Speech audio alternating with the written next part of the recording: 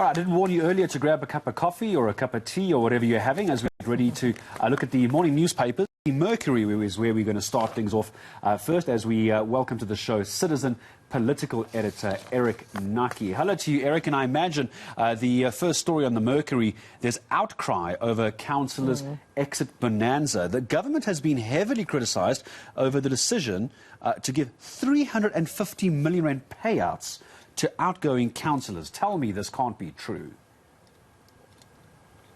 Yes, good morning, Gareth. Good morning to you, to Melo as well. Yes, there is a huge concern over that. There seems to be the councillors, they are getting so much. There has been an outcry around that issue. It looks like the people, they are not happy with the state of affairs. And especially this time, you know, people don't expect councillors to get so much. You know, this is a huge amount, especially during time of COVID, like now, you know. Yeah, I mean, the reason behind this, they're saying, is to assist them because obviously they would be out of office and they have financial commitments. But obviously, one criticism saying there's a lot of money going to these councillors. However, on the same page, front page of the Mercury there, Eric, we also see there food prices impacting, you know, health of many reports of 9.4% hike of, you know, groceries. So once again, we're seeing food prices there costing South Africans.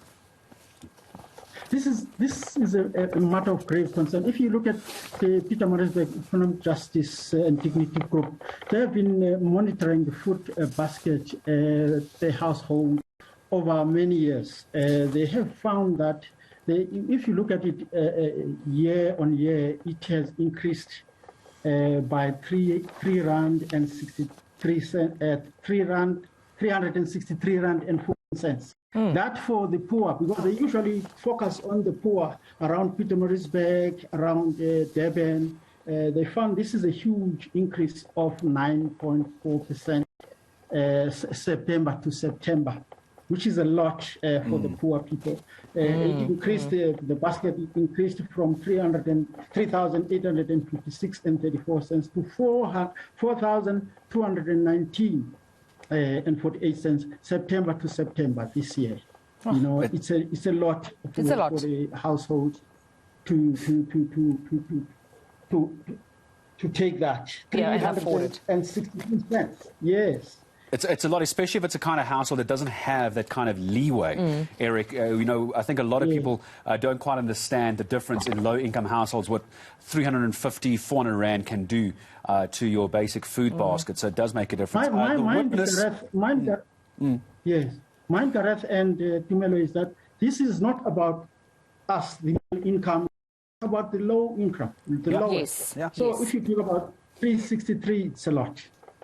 It does make a difference in the end to these low-income households. The Witness, sorry, is where I was going to go to next, because I want to talk about the Citizen. Let's just go to the Witness first. Morning KZN, and yeah, some terribly sad pictures on the front page of the Witness. You can see it there behind us. A call to probe city officials is one of their stories, but it's this horror bus crash where at least 10 people have been killed, and you can see the photos behind us, Eric. Terribly sad story in the Witness. It's very, very sad. Where you have 10 people dying in a horror crash like that outside Bergville. People really, relatives expected their relatives to arrive home safely from, they were going from Durban to Johannesburg. They expected for them to arrive safely, but tragically they had this news that some of them have died. You know, this is very bad. These buses, this accident happened soon after that one in the Eastern Cape, if you remember. Yep. In the cuttings, there was a huge one there. Now the same kind of passenger buses, another one happens in Yeah, and how terrible, Eric, that this is all happening, during Transport Month. I mean, definitely, this is something for the department to look into, the roadworthiness of, these buses, but also the roads.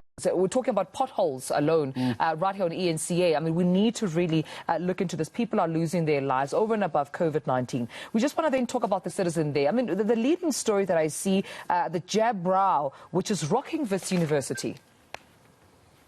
Yes, the Student Representative Council is opposed to this mandatory vaccination but the authorities they are really suggesting because they believe that it's not a good thing. It's actually against the human rights. It's also, they oppose it on the basis that it will prevent a free flow of people entering the university, because the university wants everyone who comes into the campus to have had a jab or to have a mandatory jab. Otherwise, they will be prevented. And this could lead to a strike. When you talk about Wits University, it's one of the universities that led the fees must fall protests. So that could grow into that if it's accepted by all students that it must be stopped. This very interesting, because if you look at this, even political parties, none of them are really, they are cagey on this issue of mandatory vaccination. You hardly hear political parties saying that people, they accept this must happen.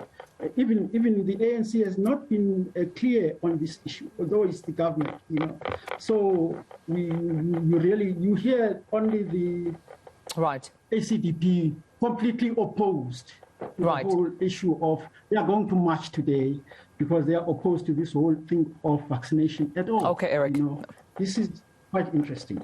Well, thank you for joining us. Citizen Political Editor Eric Naki there, delving into some of the issues we're seeing on our front page. There's a lot going on in this country today. And also well done to Bafana. You would have seen that photo there as well as it vanishes. Bafana doing very, very well.